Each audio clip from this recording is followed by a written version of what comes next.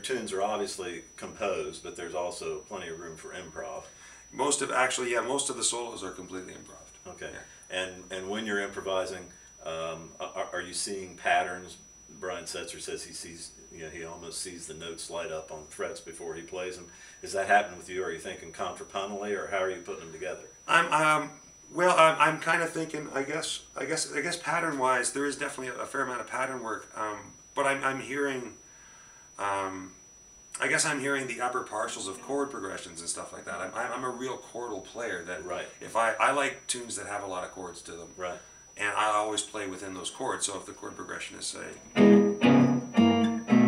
like a little, I'll play through all those chords. I won't play just like one mode through them all. I'll go,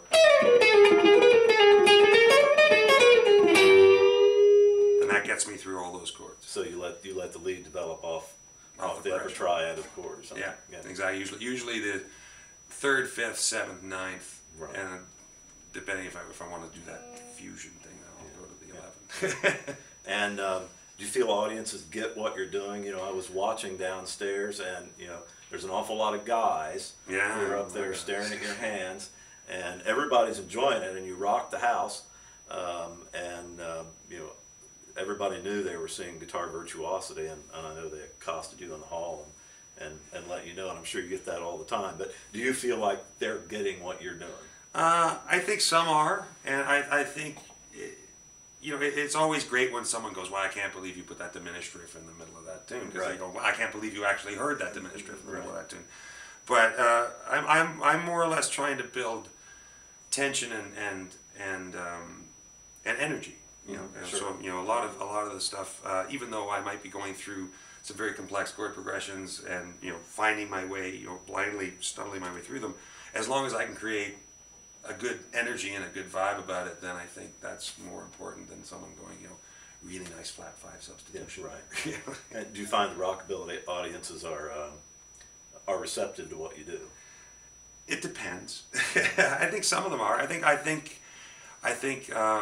the people that listen to the wide spectrum, you know, are the people that I'm sort of going for. Like, you know, I love Eddie Cochran, I love the Paladins, I love the Reverend Horton Heat, I love Chet Atkins. You can't put any of those guys in the same category. No. But there are a lot of people that listen to all those people. That's so right. Those are the guys that I think dig what I do. And are you happy calling what you do rockabilly? I don't think there's another term you can use for it. I wouldn't, as I tell a lot of people, I am not a rockabilly purist by any means. Right. You know, if anybody is going to bastardize rockabilly first, it'll probably be, yeah, I'll get my way to it as quickly as possible.